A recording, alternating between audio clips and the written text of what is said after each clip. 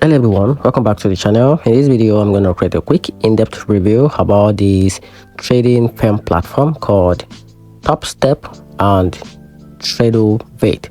So let's quickly dive into it. So talking about Topstep in 2025 remain a leading feature pro firm, providing traders the chance to earn funding after passing its combined evaluation. It prays for reliability, strong reputation, and a fair profit split, 100% on the first profit and up to 90% afterward.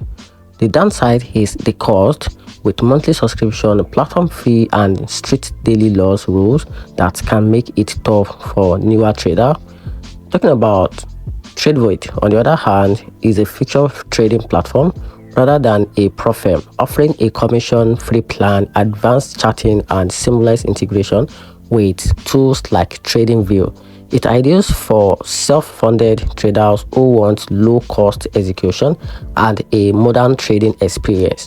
However, since it doesn't fund traders like Topstep, you need your own capital to trade, and some users report extra fee for premium feature. In short, Topstep is the best if you want a funded trading opportunities, while Tradovate is the stronger choice if you are self-funded and you want a powerful low-cost platform.